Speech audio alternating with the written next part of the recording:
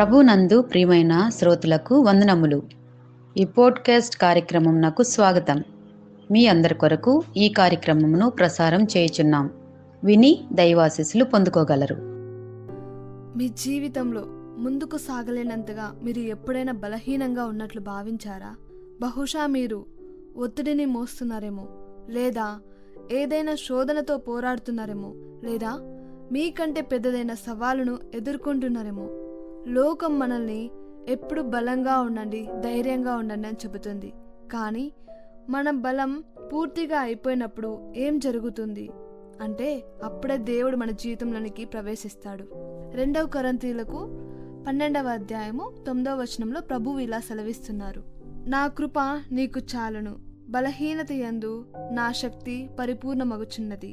అపోస్తుడైన పౌలు తన శరీరంలో ఉన్న ఒక ముళ్ళుని తీసివేయమని దేవుడిని వేడుకుంటున్నప్పుడు ఈ మాటలు రాయబడ్డాయి. ఆ ముళ్ళు ఏమిటో మనకి ఖచ్చితంగా తెలియదు, కానీ పౌలు దానితో తీవ్రంగా పోరాడాడని మాత్రం తెలుసు.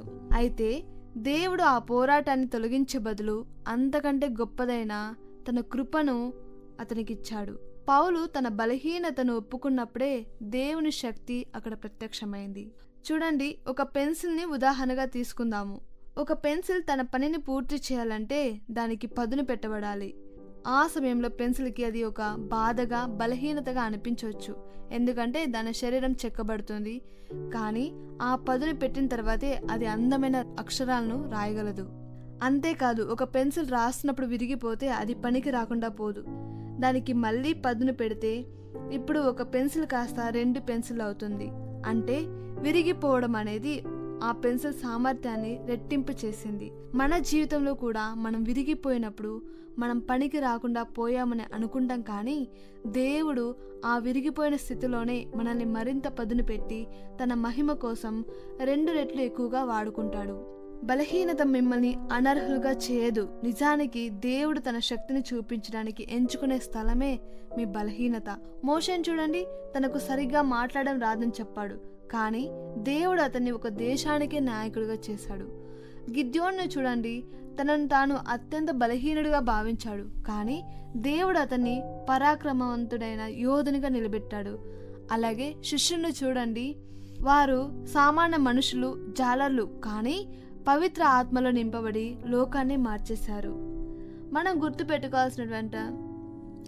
గుర్తుపెట్టుకోవాల్సినంత 5 ముఖ్యమైన పాయింట్లు ఏంటంటే, బలహీనత అనేది ముగింపు కాదు, అది ఒక మలుపు.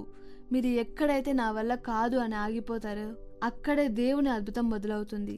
2వది, ఆయన కృప కొలవలేనిది.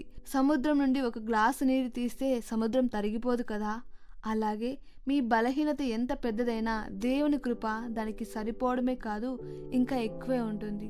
అలాగే 3వది, మట్టి ఘటాల్లో దాచబడిన నిధి. మనం బలహీనమైనట్టు మట్టి పాత్రమే కావచ్చు, కానీ మనలో ఉన్న దేవుని శక్తి ఒక అమూల్యమైన నిధి వంటిది. అలాగే తగ్గింపులోనే హెచ్చింపు ఉంటుంది.